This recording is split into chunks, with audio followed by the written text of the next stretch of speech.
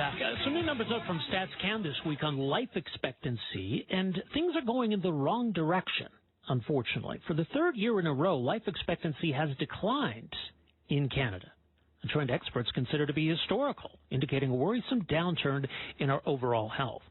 StatsCan released its report, Deaths 2022, another morbid title, on Monday, showing the life expectancy of Canadians fell to 81.3 years in 2022 from 81.6 in 2021. The decline was more prominent among females than men, the data shows. One expert says it's the first time this has ever happened. We've hardly had any declines, but not like this. 3 years in a row, that's a pretty big event. And now, Canada's still in a better position than our neighbors to the south, where life expectancy tends to be lower. But the fact that things are going down is a worrisome trend. Similar trends, by the way, in the U.S., where things went from 77-year life expectancy down to 76.1. So a similar trend there. So what's behind this? Does the pandemic have a role to play? I'm sure it's relevant at some level, but there must be other things going on here. So joining us to unpack this a bit more, very pleased to welcome in the program here this afternoon one of Canada's leading experts on life expectancy, Dr. Tom Elliott.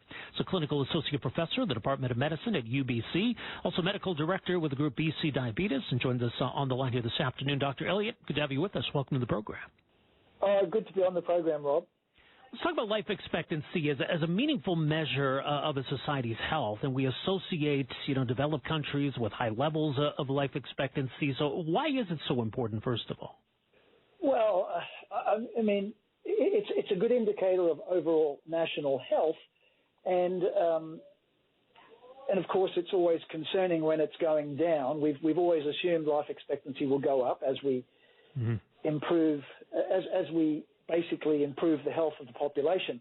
Ultimately, we do that by reducing the risk of dying at any age.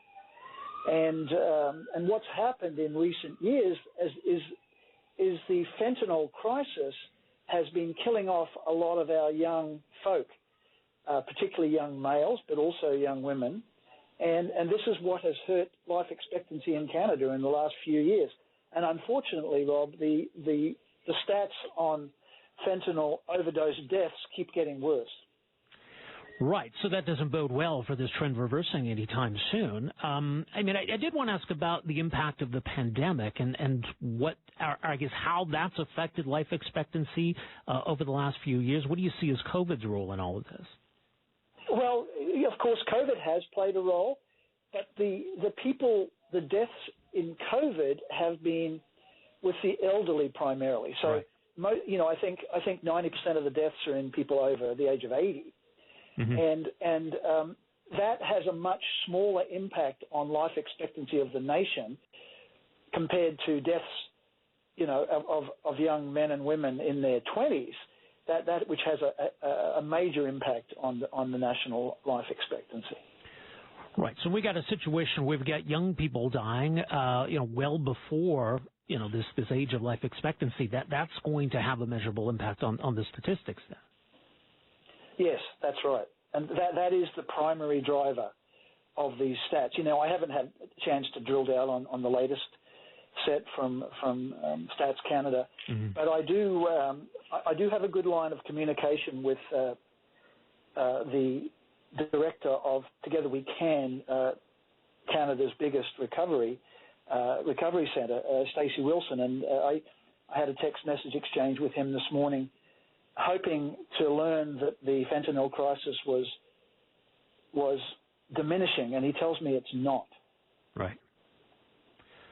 Well, it's interesting because we did see declines in Saskatchewan, Alberta, and BC in 2020 and 2021. StatsCan says those numbers are kind of unchanged over the last year in those three provinces. Where life expectancy has dropped is Ontario, Quebec, Manitoba, the Atlantic provinces. So, we're now seeing this right across the country.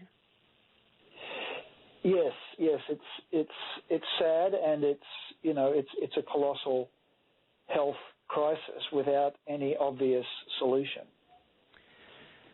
Yeah, how much is it, indicative of the overall health of the population? I think people might look at that and say, okay, well, I'm not involved in that. That doesn't necessarily pose a threat to my health or life expectancy. So what do we make when we've got something like this that is affecting the numbers in such a meaningful way? What should everybody take from that?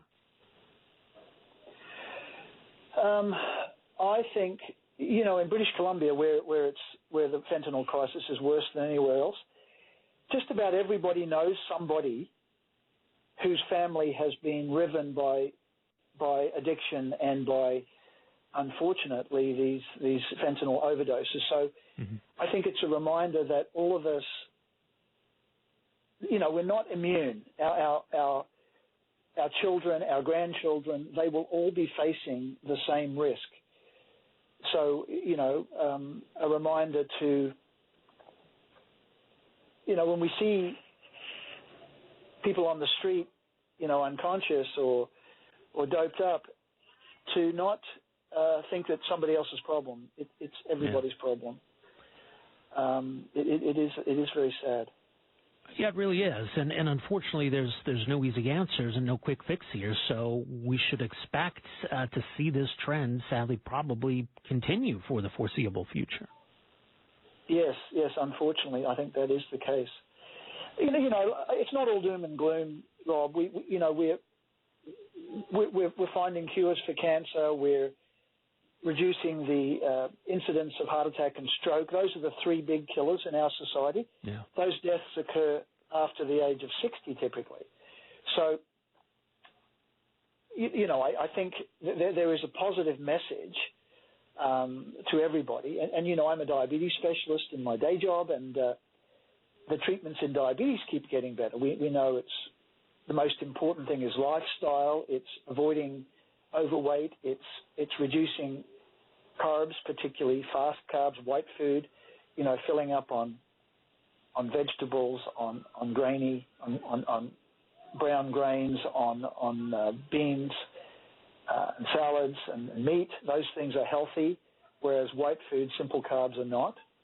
And then getting off the sofa and exercising. Those are very big messages for diabetes, but also for longevity in general. I'm curious too, though. I mean, the life expectancy for female, the decline was more prominent. Even though females tend to have longer life expectancy than men, these latest numbers show more of a decline among females. I mean, how do we make sense of that? Well, I think the explanation, if we drill down, if we had if we could look at all the deaths that were recorded in 2022, and I think we'd find an increase in deaths to young women with fentanyl. Really, it's driving the whole story here, Rob. Yeah, and as you alluded to earlier, I mean, we assume in a country like ours that these numbers just only go upward, right? That as we progress, as we make medical advances, that we are only going to see life expectancy increase. So how much of a wake-up call should it be to see those numbers go in the wrong direction? I mean, I think, public health agencies are aware of this. And I think for your listeners that, they should just be aware that this is a problem. This is a problem of our society, and all of us need to do our bit. As parents, to raise your kids, but to expect things to go sideways and to be ready to intervene if necessary, and then to love them if it does go wrong. And often it's tough love that's required to help an addict get sober. Indeed. Well, we'll leave it there for now. Dr. Elliott, appreciate your insight on all of this. Thank you so much for joining us here this afternoon.